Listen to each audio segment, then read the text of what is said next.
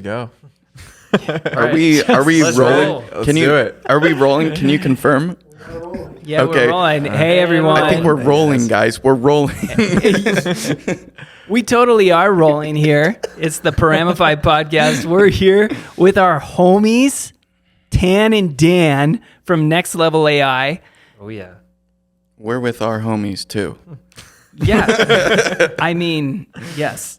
Yes, in so many ways, right? So, yeah, we're homies. And today we're talking to Next Level AI, which is an amazing software. So, okay, so first off, Tanner, why don't you tell us a little bit about Next Level AI, and then we'll just go from there. All right, absolutely, yeah. Yeah. We'll just go from there, deal. man. So Next Level AI is a sales enablement software, and the biggest thing that we like to focus on, and kind of our mantra is, we don't want to be a tool that nobody uses. So we utilize AI to help reps and managers keep their data hygiene really, really clean in the CRM by analyzing their conversations and their sales process and their sales playbooks, and then mapping the two together. So essentially you're going in a conversation with any client that you want to talk to, and you ask them the typical criteria questions and the discovery questions, and you find their pain points. And we find all of those using AI, and we put them into your CRM. So you don't have to worry about uploading all the data, making sure everything's clean. It's already there, ready for you. The manager has a great insight on every single deal. Nothing gets slipped through the cracks, and everything is ready to go. And the reps can now spend that extra time that they would have put into updating their CRM into closing more deals. Yeah, man, that is so cool. So basically that's making my job like a million times easier. Yeah, exactly. Yeah, so like you're tying those things, you're looking for frameworks, I assume, like, I don't know, what's one of them? Medic? That's one. Oh, yeah. Yeah. One we like to focus on is Bant, a big one. Bant. Bant is the one we've kind of... That's kind of a cool name. It's Bant. fun, yeah. We've actually thought about rebranding to the name Bant, and we might still. So, which would be really fun. It'd be cool. Yeah. So tell us about Bant. So yeah, what do you mean? Bant means budget, authority, needs, and timeline. So these are the things that Keaton, for example, with Paramify, you're the main sales guy on the team, and you really love to look at those specific criteria to make sure, hey, are we actually talking to the right person? Are we on track to finding value for this company that we're talking to, these people? Like, what is their budget? What are they willing to spend? If they're like, we don't actually have a budget for anything right now, we're super tight on money. It's like, well, why would you want us like talk to them again? I mean, not like you're like, oh, sucks to suck, but you would say, hey, I appreciate you telling me this. We'll talk again when you have a budget. Or if you're not talking to the right person that makes the key decisions, then you're never going to get the sale. You're never going to get a close. And if you don't talk about their needs, then how are you going to find out where you can provide value in their company? And then obviously a timeline, you got to provide urgency, and you got to create that sense of, hey, we got to get this done so you can start saving money and making money. Yeah, man. I'm sold. I can't wait to work with you guys in the future. That sounds amazing. One of the most amazing things about this conversation, I can't stop thinking about it, is how much Tanner looks like Luke Skywalker. Right? So I'm thinking that I want to go to Tashi Station to pick up some power converters right now. I have the force, it's with me right now. Yeah, it totally is. Plays a part. So Dan, how did you guys become co-founders together for Next Level AI? Yeah, we met about a year ago, I think exactly now, playing pickleball. Naturally. As one does. As one meets another man at playing pickleball. Yes. Okay. So I was working remote at a different startup, and Tanner just reached out to me, tried to convince me to join, and eventually did, because he's a great salesman himself. And yeah, we've just been chipping away at it since about March. Yeah.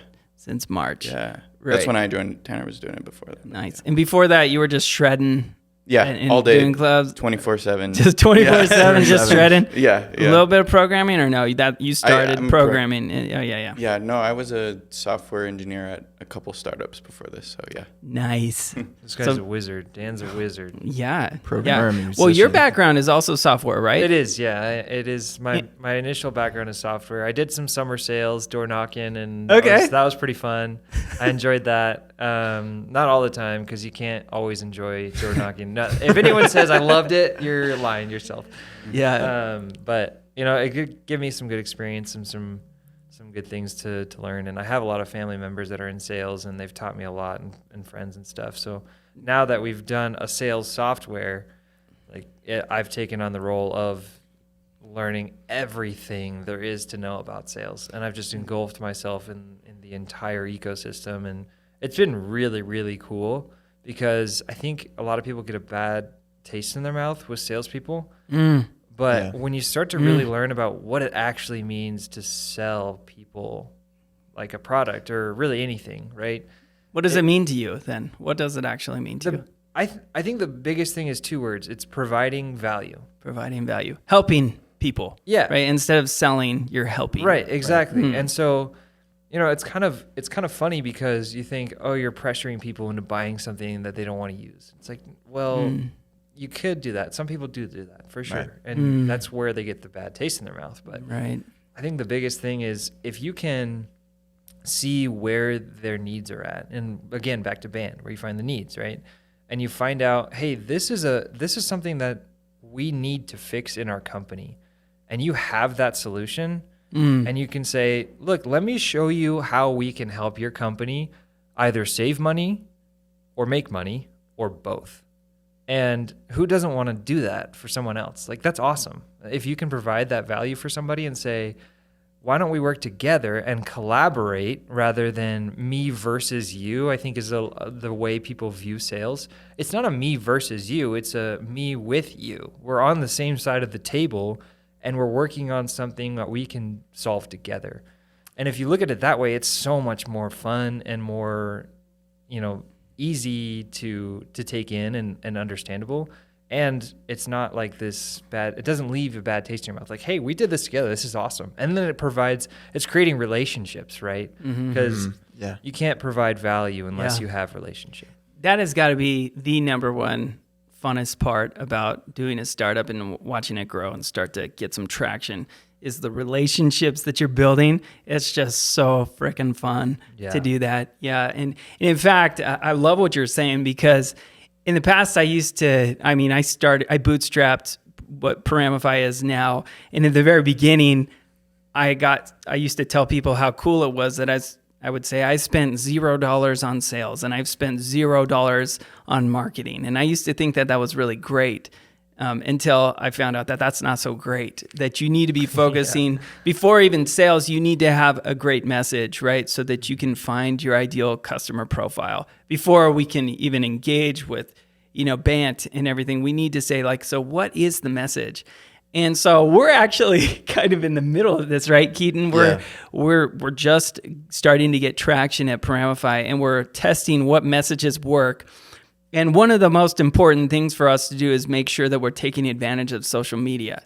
And so when you think of, I want Dan. So Dan, when you think of social, let's say LinkedIn. LinkedIn's really important for us. So what's the first thing you think of? I want Dan first, and then Dan. So, well, I guess thinking about it more technically, I'm just there's so much more posts going on than value being created. It's kind of what it seems like. There's just so much fluff, It's what are you actually talking about? So many people are just propping themselves up for no reason. It's kind of what it seems like. Instead of myself a pat on the back. Yeah, right. Cringe. Yeah. Wait, hey, actually, no. So Adam, our senior director of marketing ops, he's texting me right now. Thanks, Adam. Okay, so we got this one. I'm not going to name this person. Yesterday, my 14-year-old spent an hour researching credit scores, then convinced me to open her a savings account and add her as an authorized user to my credit card so she can start building banking and credit history and good financial habits. She said, Give me an allowance limit so I can get into the habit of using it and making regular payments. Then she coached her best friend on how to convince her parents to do the same. Financial literacy starts young. Okay, I don't know. I mean, it's pretty cool, but like, is that authentic? Come on. I just had a kid knock on my door and ask me if I wanted a car wash. I said, no thanks, and handed him a business card and told him to give me a ring if he was ever open to making cold calls. You can't coach hustle. They either have it or they don't. I hope he calls. Can't wait to hear what happens. Okay. I'm just hooked. Oh, here we go. The faker you are, the bigger your circle will be. The more real you are, the smaller your circle will be. These are known facts. Actually, yeah, I've reached the connection limit. Feel free to follow me.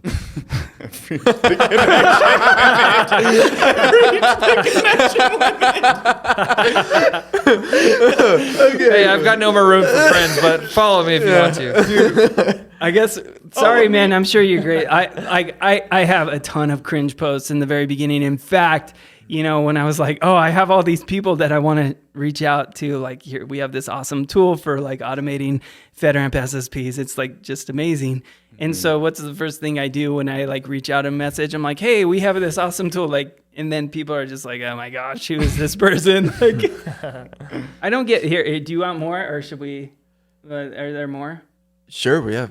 Yeah. Let's do one more. Let's do one more. If I don't get back to you on LinkedIn over the next few days, it's because I'm offline until Monday. Oh, another one of those. Thanks for telling us. We were worried. This is probably the most excited out of office I'll ever set, as I'm actually marrying the love of my life and my best friend on Friday morning. I promised her that for such an occasion, I would take a couple days off LinkedIn. I would hope so. Yeah, right? See you on the other side. I wonder They're on their honeymoon. Sorry, honey. I just gotta check this really fast. I gotta do another post. Like, yeah. I'm just gonna like stop that one right there. Yeah.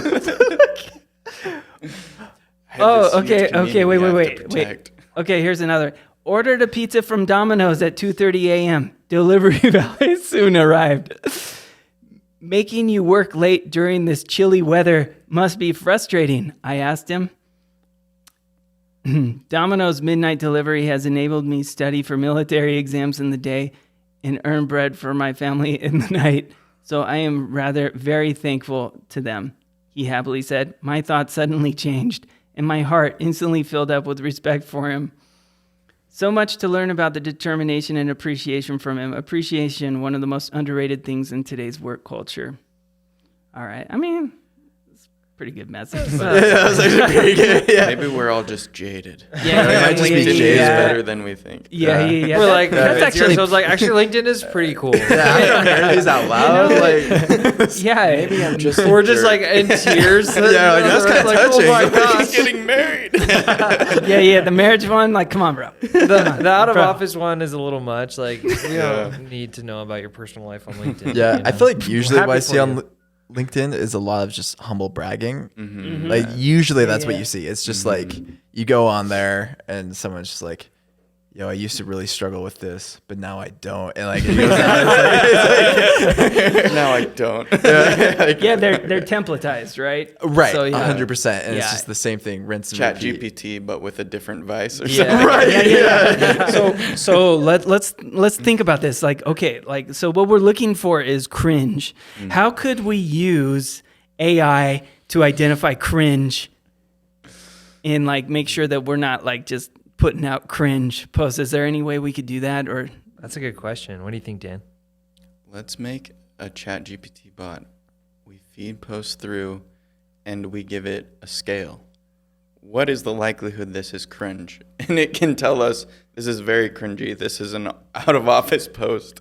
and when we say Extremely cringe, cringe. it's like cringe is like, maybe 6 is like not authentic, right? Yeah. Which Yeah. is like, it would you're Yeah. not authentic, but then 10 is gonna be like what's the 10? What would you want? Maybe What a the 10? out of office one, right? Like I think the Humble brag. number 10 for me, like Is, 10 level 10 is like, humble. I just want to pat myself on the back real quick for making this sale. Yeah. I'm like, oh my gosh, dude, like, are you serious? Can you Right. just not do this right now. Like, I'm really happy for you, whatever. But come on, you're posting to everyone like, hey, look at me, I sold some stuff. Like, get over yourself, dude. Yeah, come on. But in a way, it's like it's working. So we got to find like what's working, because I think that does work for like, because we all have different perspectives, right? So I probably have offended literally everybody going, look at this. I've offended a lot of people, but that's part of marketing, right? If you're not offending someone, you're probably not making any money, right? You need to have an opinion, right? Yeah. So that people can identify, because you're not going to build something that is effective for everybody. Right. It's you don't have a solution that works for everybody. That's not what we claim. Right. If you're for everyone, then you're for no one, is what I always say. Mm-hmm. Word. Okay, so this could be interesting. So a cringe bot. Cringe bot. Cringe enforcement officer, and then that could eventually be a title like cringe and anti-cringe enforcement officer.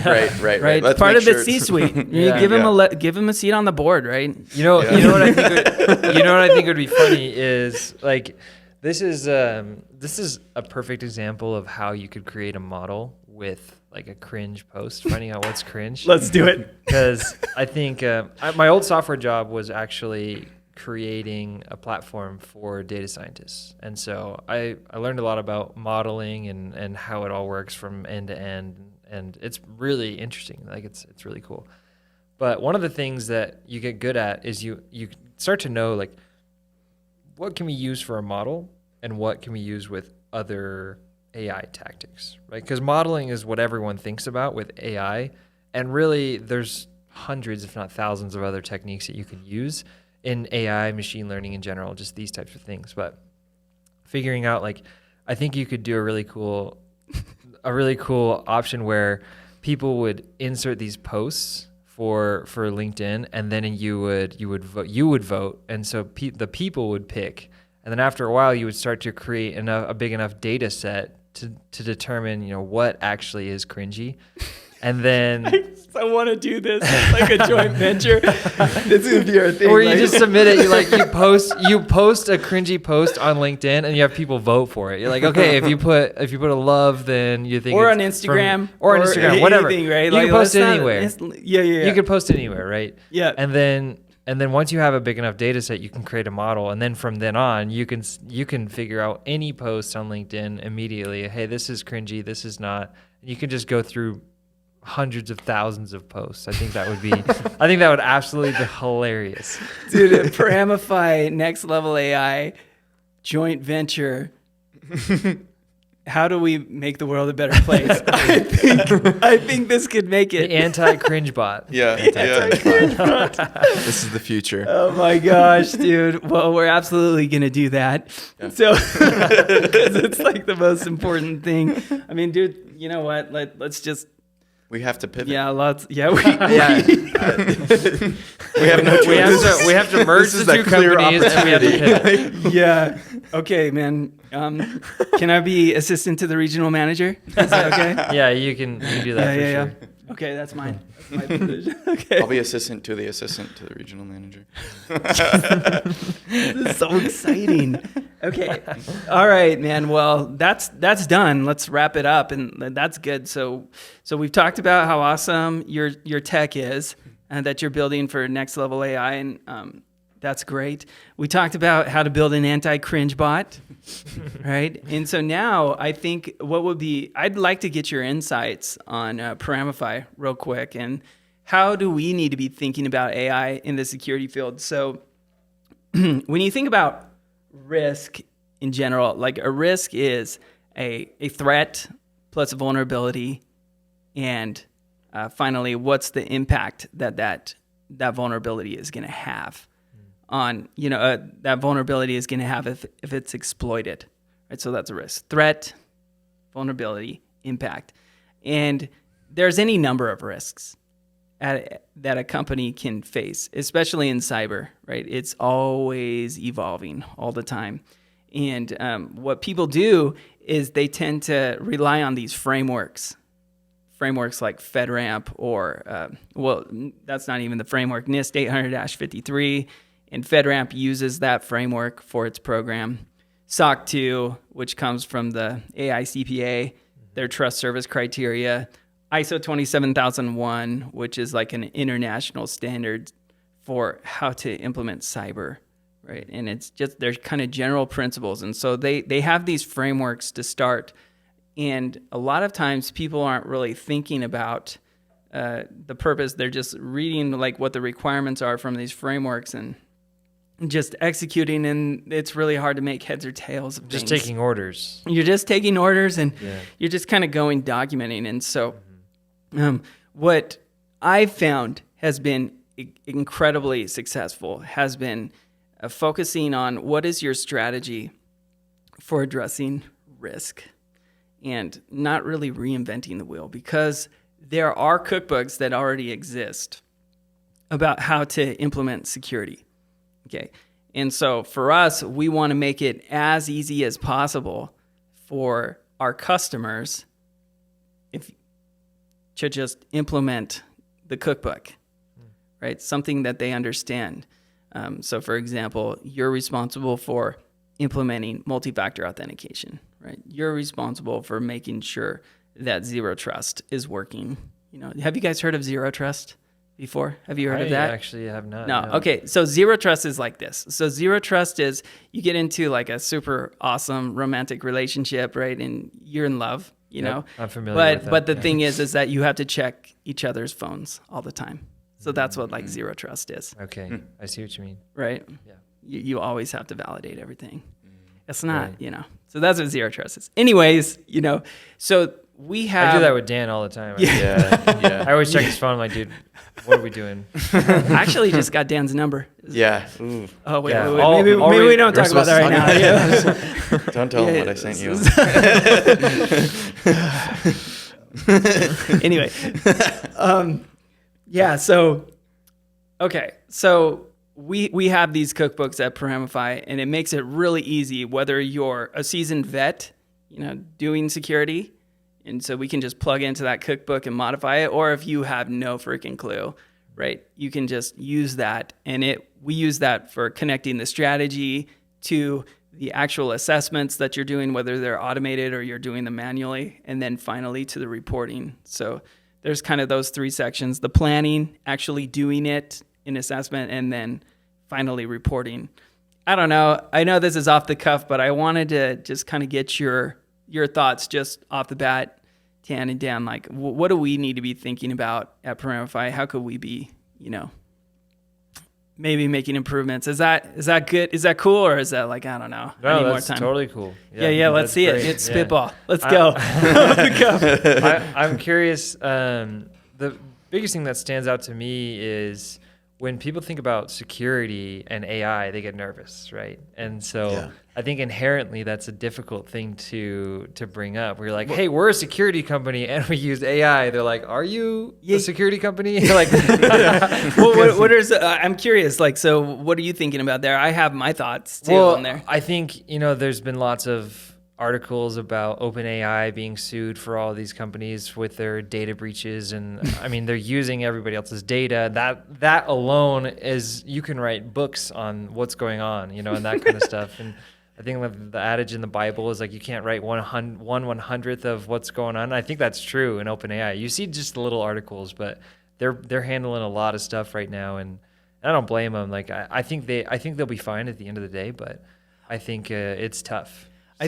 I think one security risk that, you know, I could think of like right off the bat is like automating security.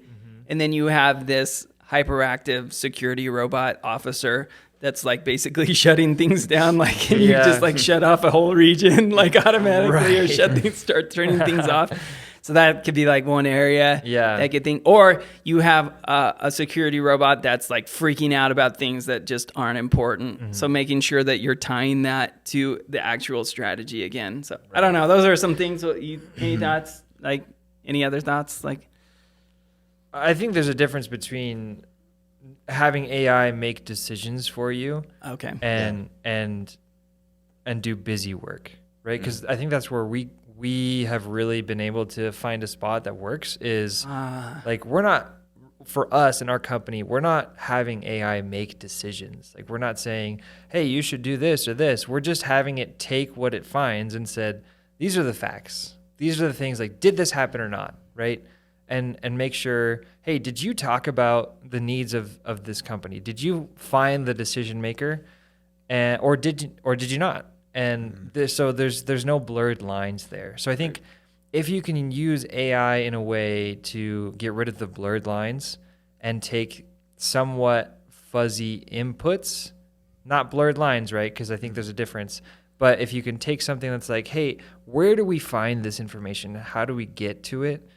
Instead of why do we need it? Or instead of should we do this or should we do that?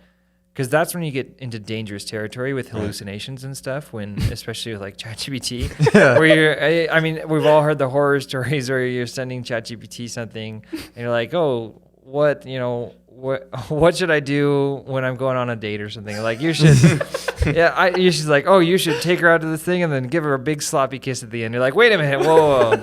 Like you got to feel that out first, like. Yeah. And sometimes you're talking about like the blurred lines. You could like, I don't know if it's still the case, but I remember I could press like, hey, chat, what's 9 + 1? And 9 + 1 is 10. I'm like, are you sure? I don't think so. I think it's actually 11. And it'd be like, you're right. Yeah. And I'm like, exactly. And then I'll be like, are you sure? And I'm like, prove it. I'll be like, sure, I can prove it. And it'll be like 9 + 1 = 10. See, 9 + 1 = 11.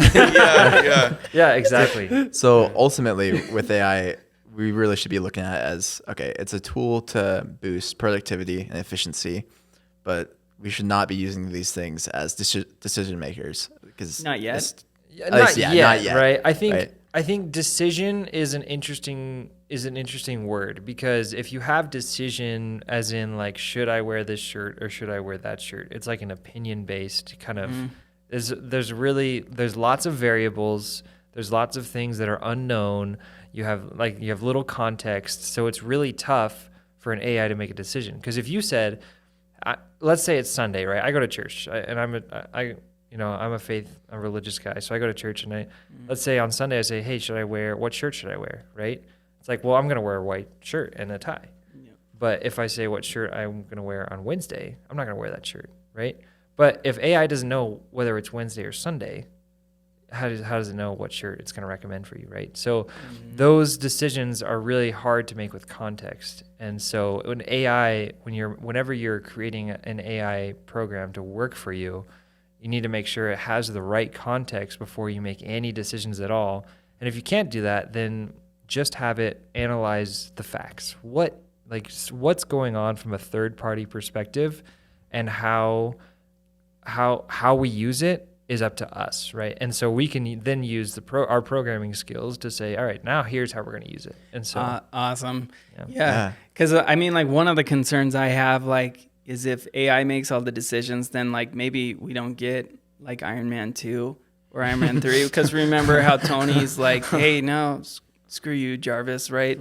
I know what I'm doing. And he takes it at the very end. He's like, no, let's keep going. And he takes, if AI is making all the decisions, maybe Tony's dead, like at the very beginning. Right. Yeah. Or in Star Wars, like Rogue One, when, what's his K2SO? He says, no, we can't. We haven't finished the calculations. Yeah. But what's his name? Cassian. He says, no, just punch it, and they get out. And so then maybe the Death Star is still around. Maybe our Earth doesn't exist anymore. So it's important that AI doesn't make all the decisions. Yeah. Right? Right. It's important. Yes. Here we are for people, trying to help them. And so it's important that we bring, science fiction into it as well, I feel. Right. Yeah, totally. Yeah. Especially with AI. I mean, it feels science fiction-y anyways. Yeah, right? But here we are. Yeah. So tell me crazy. about that. Then I think this is a good place to close. Can you do next level AI? Like 10 years ago, if we go 5 years ago, can you create this company? No. But now you can, and it's going to be phenomenal. Right, same thing. I feel the same with us. What's up with you? Yeah. Oh, yeah. I just wanted to ask you guys a quick question. Like, how long have you guys been working with AI? Like, has it been like something you guys have been working on for years and years, or has it been like a recent development with these new changes that have, been coming across the world with, AI, ChatGPT, and all that? Right. Yeah. What about you, Dan? I mean, I've used ChatGPT since it came out for just coding, right? But really have taken a deeper dive into it since I joined Tanner with this, But Tanner's been working the AI space longer, in previous jobs. So yeah.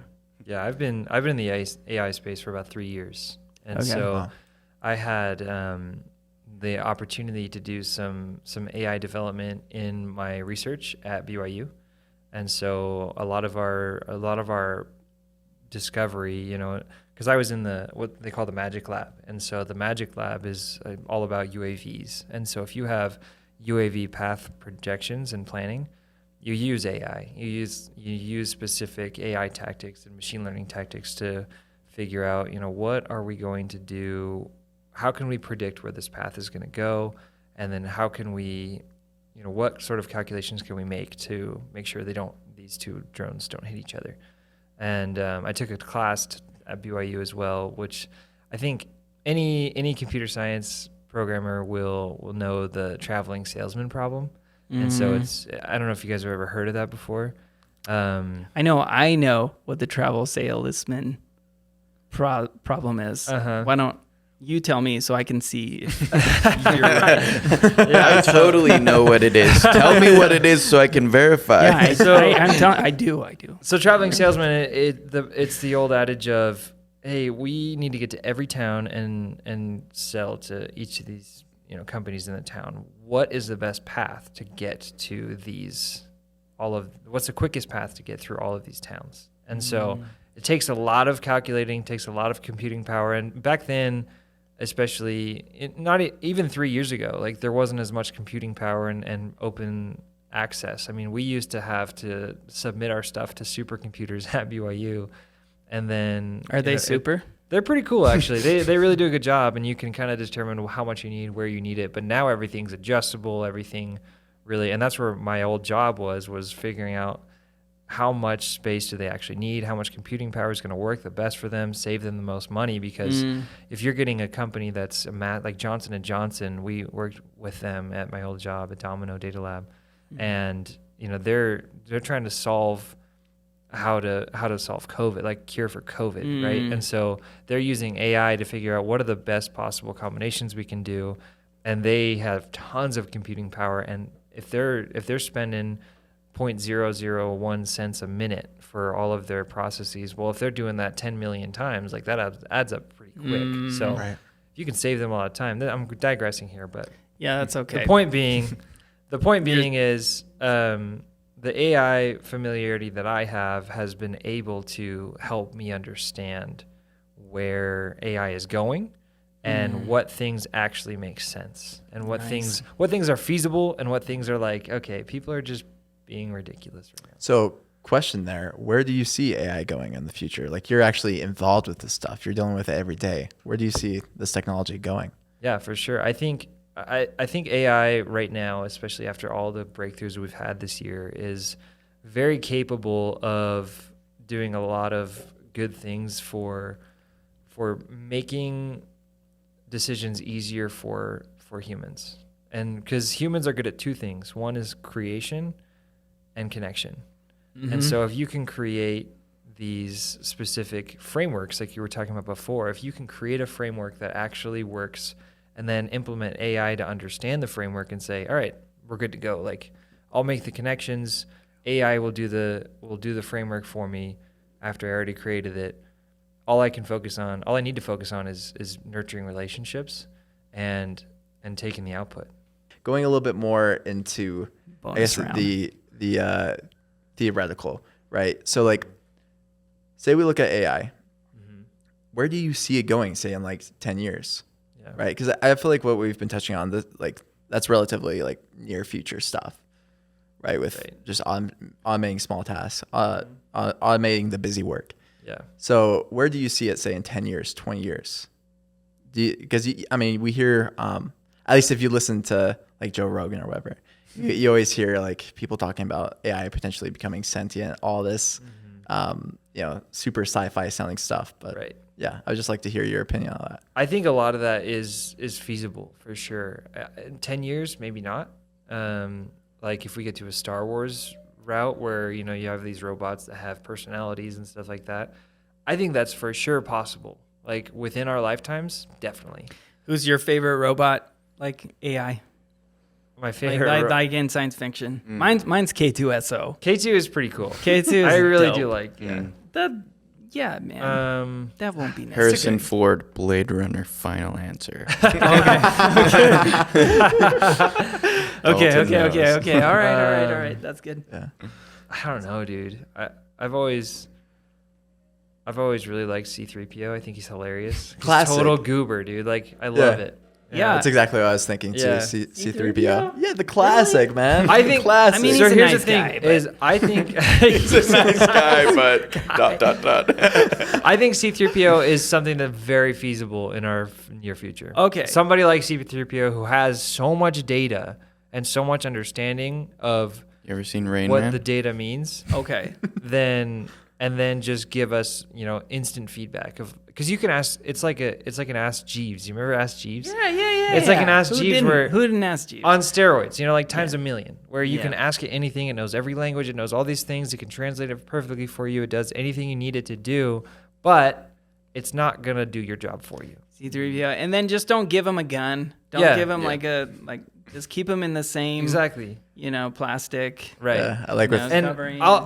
here's the thing: if we look back in the future, and I know Neil Schmidt, he's a good friend of mine, right? And he brought up a really good point where there's all these revolutions from time in this, Yep. in the beginning, there's the agricultural revolution, there's the Industrial. industrial revolution, there's a digital revolution, and now we're moving into the AI revolution, and all of these spaces are getting smaller and smaller as we process forward. You guys remember that, right? You were there? Yeah, that's right. Right. Right. Yeah. So agricultural revolution was over, thousands of years. Right. Right. Industrial, 100 years, Mm-hmm. maybe more. And then the information age, Mhm. right? Yeah. Basically shorter. since the 50s And so- until now, and now we're into the AI revolution. Right. And if you think about it, I mean, every single age has also had massive resistance at the beginning and people who are doing bad things. And, Right. and so when you have somebody doing bad things like this, it's not going to be forever, and it's not going to be world ending as everyone thought it would, like World War II, where you have these nukes and people are like, oh my gosh, like this is crazy. This is going to end the world. I'm sure. I mean, I wasn't alive back then, but I've read up on history, and it's a big deal. Like people are like, especially in the Cold War, where they're thinking if anything happens, the world is over. Like the world is done. Yeah. And so I think since both sides had nukes and both sides had opportunity to destroy the world, neither of them did it. And I think this AI space is going to be similar, where you're going to see some bad stuff happen. There's going to be lots of identity theft, just financial theft in general, people just doing lots of bad things. Mm-hmm. But there will be ways to combat it. There will be ways people will create good things and things to help. And so you're always going to see this short spike of bad things that are going to happen, and then it levels out. People start to understand what's actually happening. And right now, everyone's like, this is the end of the world. Things are going to happen. How many times has the world thought this is the end of the world? Elevators. I'm telling you. Elevators. Elevators? Lots of resistance to elevators. It was like religious and everything. Oh. Yeah. Because think about, like how that just disrupted everything. Elevators. The stair industry. This Going guy- down. Yeah. Big Yeah, stairs. man, they it's all clean- about big stairs. Big stairs was a serious. They were mad about it. Yeah, man, they were really mad about it. Well, they were kind of dangerous at the beginning. Yeah, they The were, for elevators, sure. like bad things could happen, and then did happen, and sometimes they still do. But that kind of goes away. And then with AI and driving, Right. there's going to be some accidents, and everybody's going to freak out about those, right? But it's still one of the major killers, right? In the Right. U.S. today is like auto accidents, and AI is going to have fewer of those. Right. We think, right? I mean, So, I think that's definitely possible. I definitely agree with that, where in the future, you'll see. I mean, I did this as my research. Actually, this is what I was going to do for my master's. You didn't hurt anybody. No, I didn't hurt anyone. No. But what we were doing is, how do you have a decentralized system where all the UAVs in the sky, like 3,000 UAVs, can communicate with each other and not hit each other and make what sure is everyone, a UAV? A UAV. Oh, a UAV. Yeah, so unmanned air vehicle. Okay, yeah. I thought you said B. I'm like, what? United Arab Emirates. No, like, how do you get a UAV? How do you get 3,000 of them to communicate and connect with each other, but also be decentralized so that they don't run into each other? So I think AI is a great space for that. And it's definitely going to be, in the future, you're going to see iRobot stuff where maybe not flying cars, but definitely cars that are driving themselves and they're all interacting with each other. They know where each other are. And that's going to prevent a lot of accidents. What's your favorite line from iRobot? When he sneezes. I don't know if I can say the line here. Oh, okay, yeah. I mean, yeah. I'm allergic to bull crap, you know. Yeah. Your logic is undeniable. Yeah, or my logic is undeniable. That's what he says. Yeah. Right? Doesn't he? Is it something like that? Something like that, yeah. I've only seen it once. I could see something like Sunny coming up, like those robots. In the distant future, not the near future, but interesting. In the distant future, I could see stuff like that happening for sure. I would like to turn it over to you, Dan. Like, where do you think AI could go? The sentence. I don't know.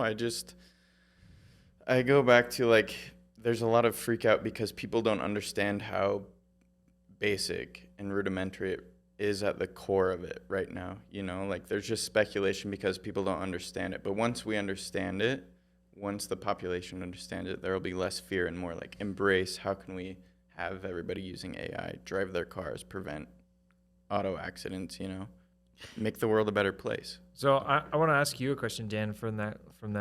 So what do you think about all of the other, you know, really knowledgeable people that have signed petitions of like, let's stop processing AI? What do you think about that? That's a good point. I don't know. It is like the godfather of AI at Google quitting because he's afraid of what we've created. I don't know. That's like, that probably happened with every revolution though, right? Industrial revolution. It's like there are some. We should watch geniuses. Oppenheimer. Maybe we'll have some more insight. Oh, yeah, I mean, there are geniuses on both sides of the aisle. Maybe they'll sponsor always. The podcast. Yeah, they will for sure. Or the Barbie one. Mountain Dew doesn't know yet, but they definitely have sponsored it. Yeah. And Dr. Pepper.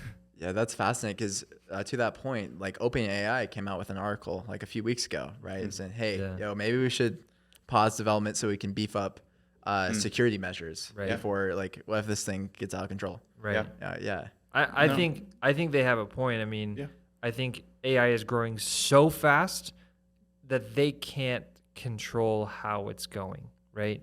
And so, you know, Sam Altman, for example, he knows that open source stuff is going to become almost good, if not better, than what they're building. It's just inevitable. I mean, people do that all the time. That's how technology has progressed so fast, is because of open source. And so I think what he's worried about is if my technology gets into the wrong hands, that's going to be a huge problem right now, because we don't know how to fight it. We don't know how to solve that. Yeah. And so that's where I think they're at, is like, let's not build anything that could potentially kill us, because we don't know how to stop it yet. Yeah. So I think once they figure out a way to stop it, then I think they'll be fine. Yeah. Fascinating. It's probably a lot of bad stuff ahead of us and a ton of good stuff. But I'm an optimist. I think that this is just an amazing ride, and so cool. I do think just like, you know, the Cold War, you know, I think that humanity's going to ultimately figure this out. I mean, I have to believe that. You have to have hope that that's there, right? So, super excited. What a freaking awesome episode this is going to be. I think our listeners are going to love it. Okay, so Tanner, Dan, tell us where we find out more about Next Level AI. We have a LinkedIn page. Website's going to be up this week. Nice. We keep telling people it's not up yet. It's really not up yet. Like, Same. Yeah. Our first site, oh my gosh, is like so embarrassing, and it's still it's not that great yet, honestly. But Our first one was like that. You know, Yeah, we had to put it up because we needed a place to put, you know, the platform agreement on and like privacy policy and all that stuff for like compliance. But okay, So you got a LinkedIn page. Is the cringe? We're gonna work on the cringe bot. Right. We have lots of cringe on it right now, so you're gonna love. We really don't have that. We don't have much on it right now. I think we've been working a lot on getting an MVP prototyping. And working with our beta customers right now. Yeah, man. I'm so excited for what you're building. Cool. So follow you on LinkedIn, and then we'll post the. When you get the site, you know, when you get the site up, link right? below, You know, we'll put it in the link below. Cool. Hey, I bet you we'll have the website up by the time this episode gets out. Oh, for sure. Yeah. Oh man, we're so fast. This will probably get out sometime next quarter, man. Our website's next year. Brothers, I want to give you a hug, but you know, let's just keep it decent. That's great. All right. Thanks, guys. Yeah, Thanks so much, guys.